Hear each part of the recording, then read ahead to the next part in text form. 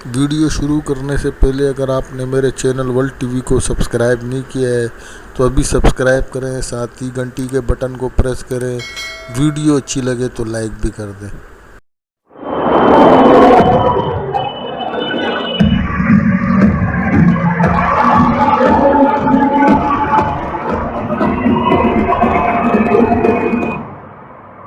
दुनिया का सबसे बड़ा डॉन, हिंदुस्तान का मोस्ट वांटेड दाऊद इब्राहिम।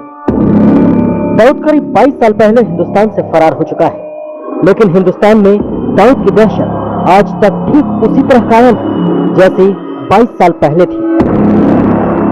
दाऊद की दहशत एक बार फिर सामने आई जब मुंबई में डॉन की जायदाद की नीलामी शुरू हुई। नीलामी की खबर सामने आते ही एक खरीदार को मिली दाऊद की धमकी।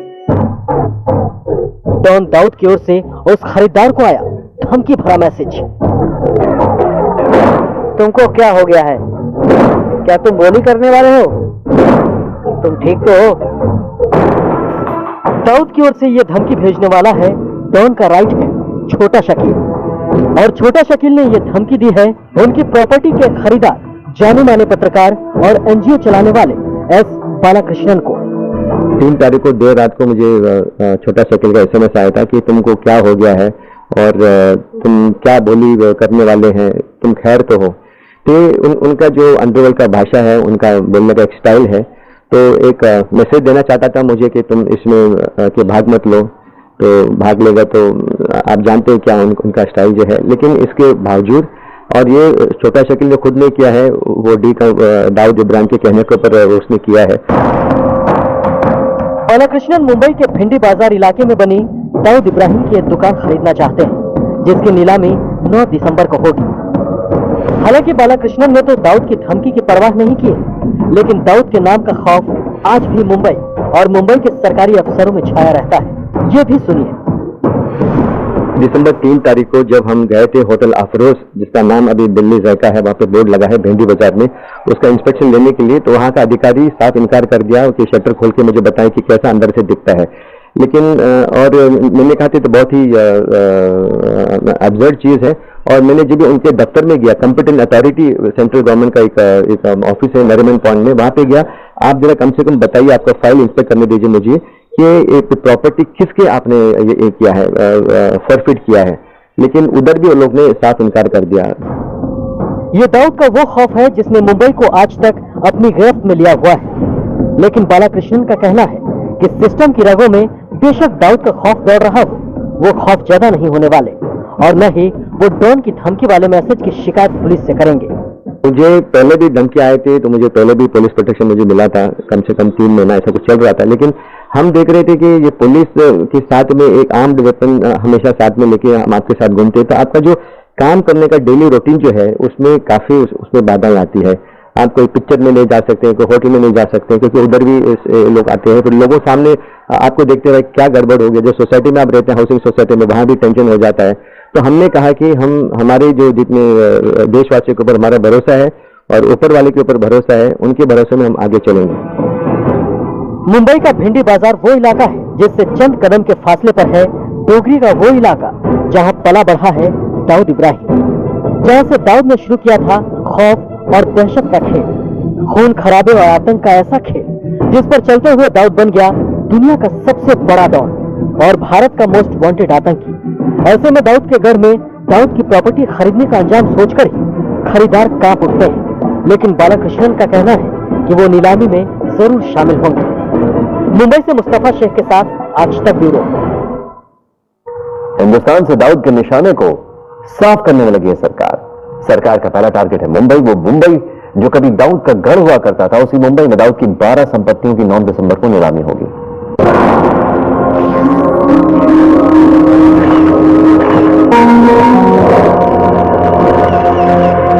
हिंदुस्तान के दुश्मन नंबर 1 का नामो निशान मिटाने के लिए भारत सरकार ने कस ली है कमर।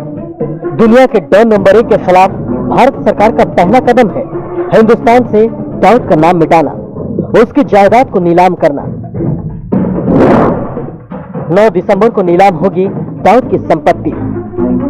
अंडरवर्ल्ड के रास्ते आतंकी काली दुनिया तक अपना जाल फैलाने वाले दाऊद इब्राहिम ने गुनाह के हर दलदल में कदम रखा, और कमाई अकूत दौलत।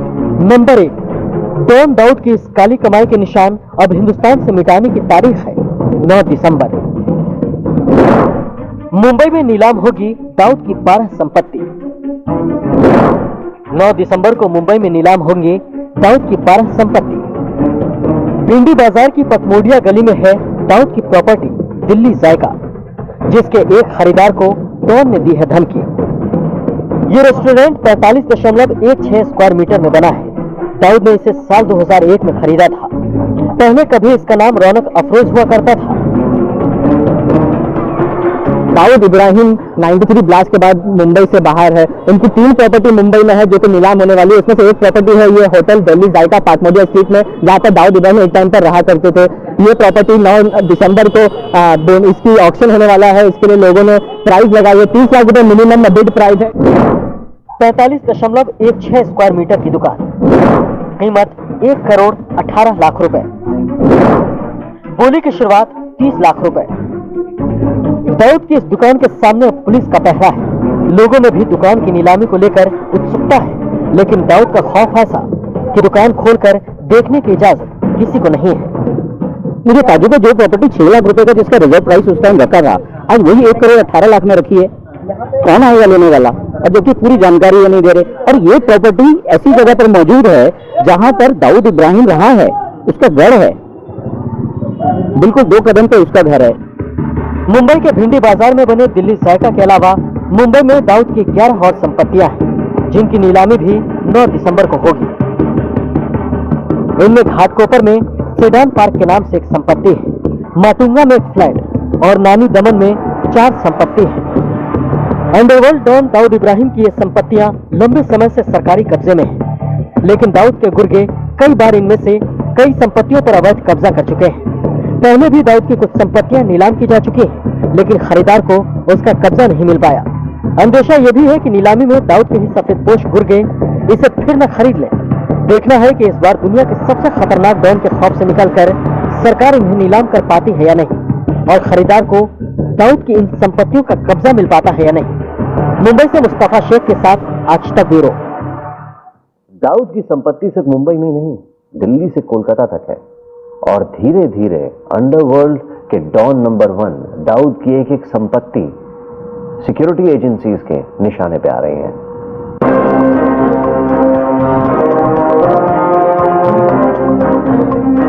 समंदर के किनारे बसी मुंबई तो दुनिया के सबसे बड़े डॉन का घर है, गढ़ है, जहां 1-2 नहीं दाऊद की दर्जनों संपत्तियां हैं। लेकिन मुंबई से बाहर और देश की राजधानी दिल्ली तक दाऊद ने अपनी काली कमाई का आशियाना खड़ा कर रखा है।